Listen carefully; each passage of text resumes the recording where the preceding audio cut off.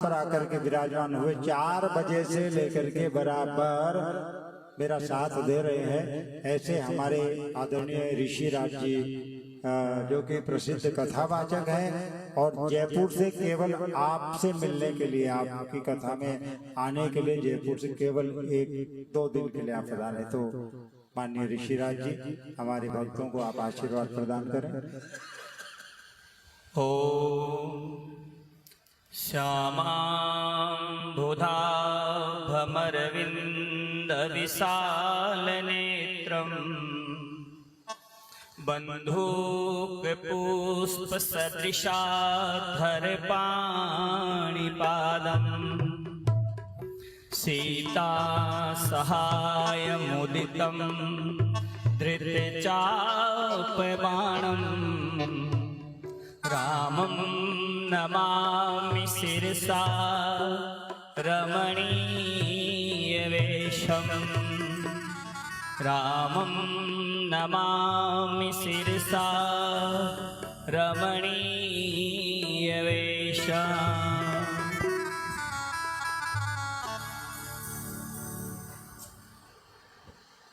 अयोध्या, मथुरा, माया, काशी, कांची, अवंतिका, पुरी, द्वारावती, सप्तैता, मोक्षदायिका, आप जहां कथा श्रवण कर रहे हैं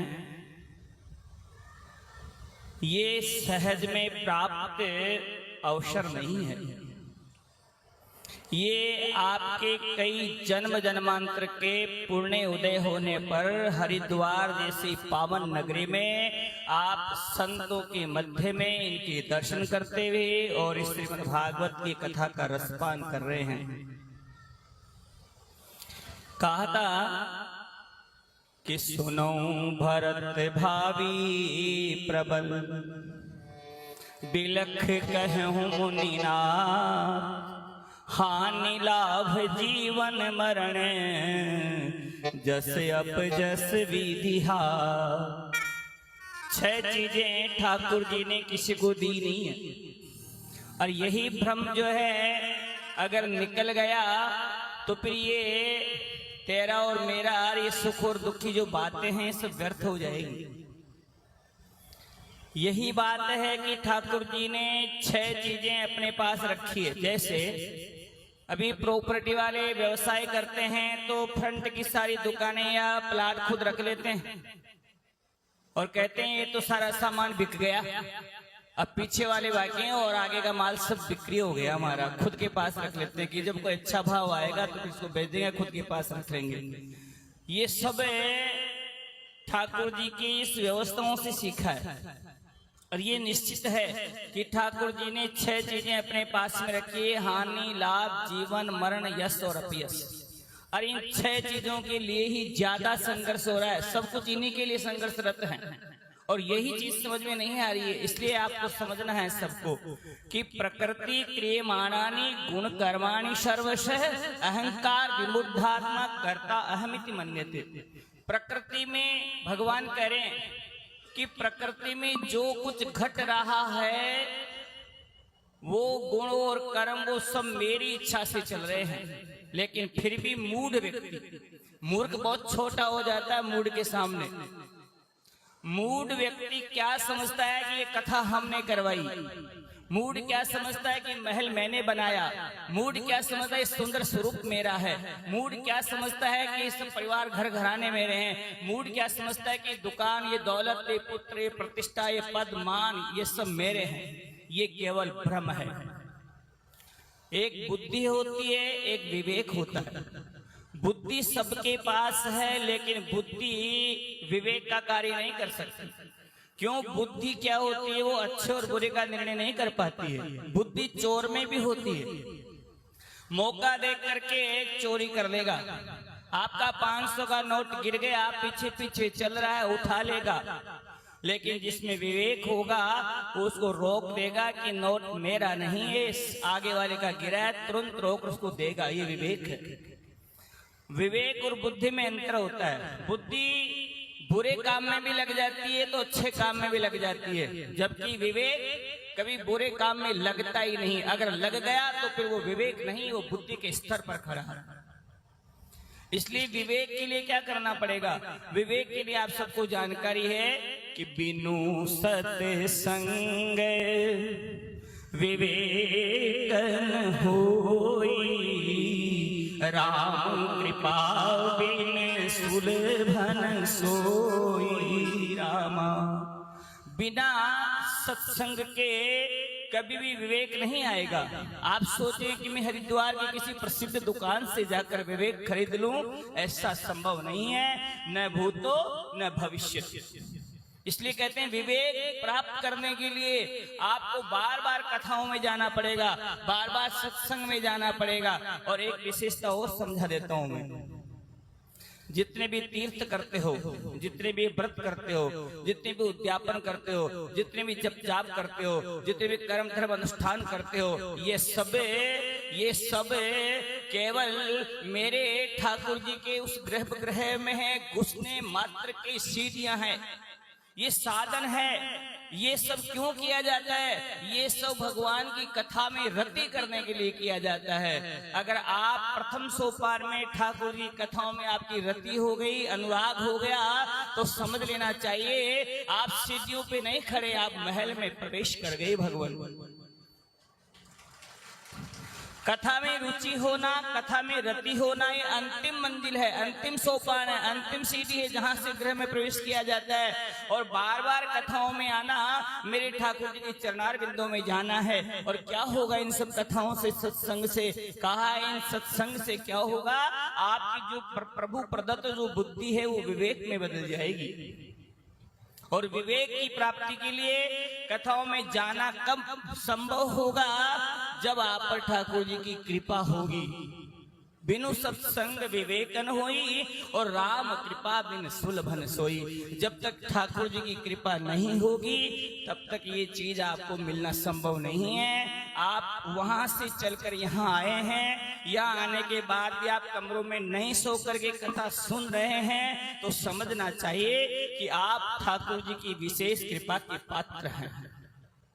और कहा है जो ठाकुर जी का पात्र हो गया, चलकर यहाँ आ गया, तो उस पर ठाकुर जी की कृपा होगी। आप समझना, एक शब्द होता है दया और एक शब्द होता है कृपा।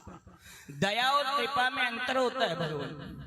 दया सब पर होती है और कृपा खास पर होती है।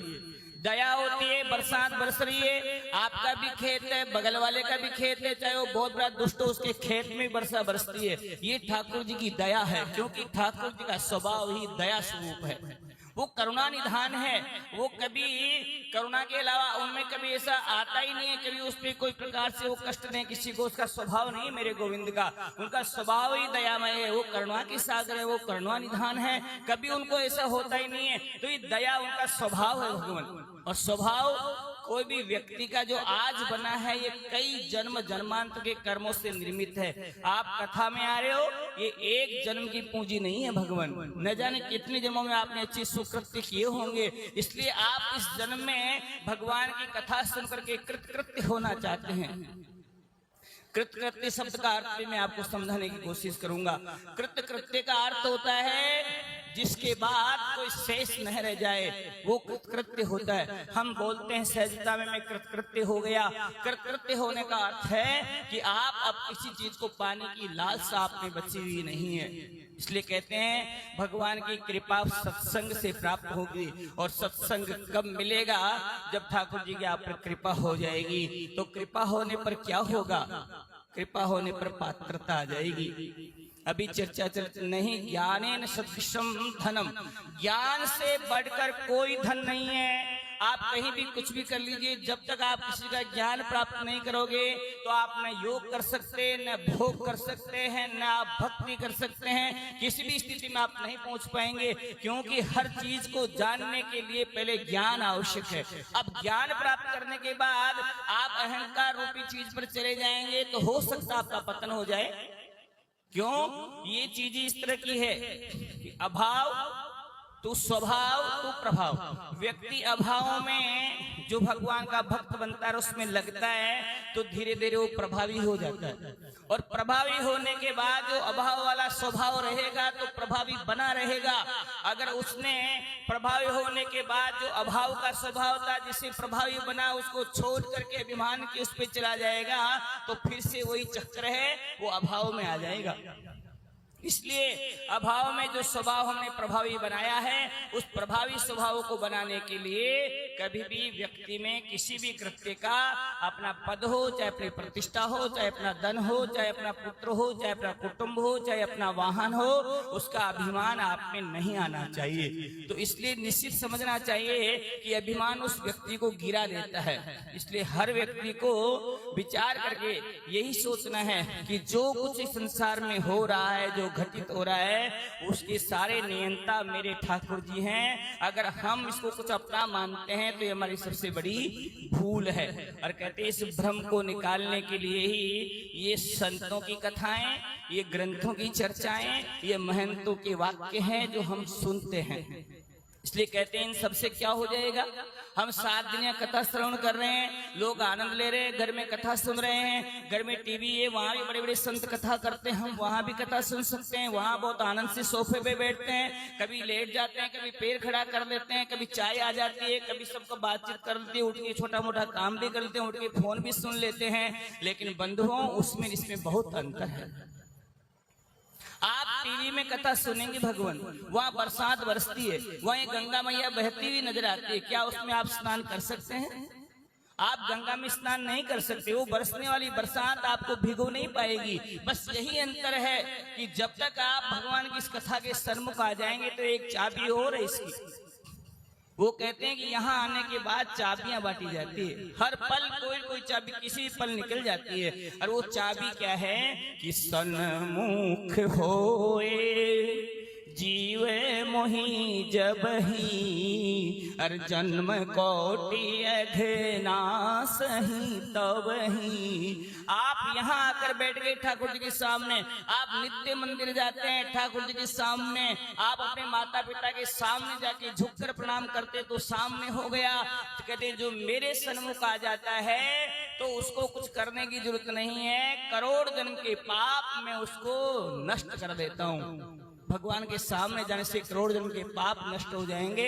तो फिर निश्चित समझना जो आप चाह रहे हैं वो आपको मिल जाएगा। कभी भी खराब बर्तन में बनी बनाई खीर आप पुरसेंगे तो खाने योग्य नहीं रहेगी, चाहे कितनी सुंदर खीर बनाई हो। इसलिए कहते हैं पात्रता होना जरूरी है। और पात्रता के लिए भी महाराज जी ने कहा था, पात्रता के लिए क्या क्या है, विद्या ददाति विनियम, ज्ञान से विद्या से, विद्या ददाति विनियम, जो विद्या है जो ज्ञान है वो विनय को देता है, नम्रता आती है। और विनयाध्यात्म पात्रता, और विनय जिसमें आ जाती है वो पात्र हो जाता है। और पात्रत्वा धन आपनोति, जो पात्र हो जाता है उसको धन मिलता है।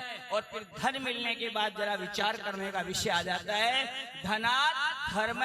अगर धन मिल गया तो आपको धर्म करना चाहिए। अगर धन मिलने के बाद आप धर्म करेंगे तो ततः सुखम, फिर आपको सुख की प्राप्ति हो जाएगी। नहीं तो बंधु आप जानते हो कि पानी केरा बुलबुला मानस तेरी जात, एक दिन यूं छुप जाएगा जूं तारा प्रभात। भगवान फल देते हैं, निश्चित फल देते हैं, लेकिन उसमें न्यूनता हमारी रही है।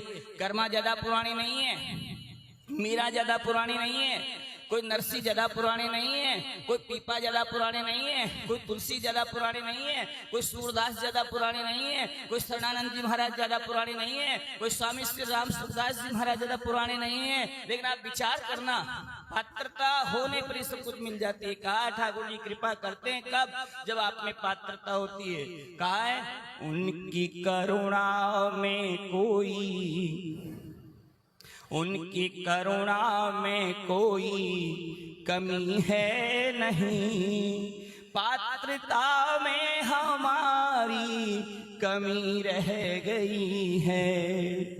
उनकी दया में कोई कमी है नहीं, योग्यता में हमारी कमी रह गई है। उनकी क्षमता में कोई कमी है नहीं, सौम्यता में हमारी कमी रह गई है। इसलिए आप इस भ्रम जाल से बचते हुए और केवल ठाकुर जी के पास जाने का विचार करें। एक विवाह की तारीख आती है और उसकी कई दिनों से तैयारी करते हैं, शादी में जाने के लिए टिकट कटाते हैं, टिकट की पूंजी रखते हैं, आधा घंटे पहले रेल में पहुंच जाते हैं और गाड़ी आते बैठ के गंतव्य पे चल जाते हैं। आप निश्चित समझना वो तारीख 10 दिन का अंतर है तो 10 दिन बाद ही आएगी, लेकिन ये आपका जो टिकट है, जो जीवन रूपी गाड़ी है, इसका टिकट कब कट जाएगा इसका कोई पता नहीं रहेगा। कहते हैं संसार स्वप्न की तरह है, जैसे रात को स्वप्न में आया, बद्रीनाथ के पहाड़ों में घूम आए, दिन हुआ और खाट पे सोए पड़े हैं। बस ठीक इसी तरह बड़ा सपना है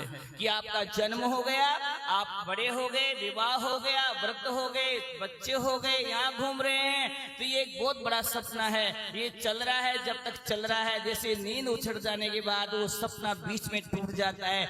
जब हमारी ये निद्रा जो है, जो ये उछड़ जाएगी, यानी उस काल का तमाचा जब आके पड़ेगा तो प्रिय जीव जो हंसा है काया से निकल जाएगा और फिर आप वहां जाओगे तो ठाकुर जी प्रवेश के लिए टिकट मांगेंगे और वो पूंजी केवल ये धन दौलत, ये पद प्रतिष्ठाएं, ये कुटुंब कबीला, ये मान सम्मान नहीं है, उसकी पूंजी मात्र केवल है। तो इस जीवन काल में कितना समय आपने ठाकुर जी के निमित्त लगाया और कितना धन आपने मेरे ठाकुर जी के निमित्त खर्च किया। इसलिए आपसे आग्रह रहेगा कि महाराष्ट्र की सुंदर कथा में, इस सुंदर पावन नगरी में, सुंदर समय में जो कई गुना फल देने वाली कथाएं, स्कीम वाली कथा है, स्कीम वाली, आप समझते हो त्योहार पे स्कीम चलती है। अभी जो कथा चल रही है इसके सुनने का अर्थ है एक कथा कई कथाओं का पुण्य देने वाली है। इसलिए अगर आप यहाँ पधारे हैं तो जैसा भी भाव हो, जितना आपकी सामर्थ्य हो, उसके अनुसार समग्र कार्य आपको उदारता से करनी चाहिए। बोले कृष्णचंद्र भगवान की। थोड़ा समय का ध्यान रखें, लाइव चल रहा है, मात्र 15 मिनट का लाइव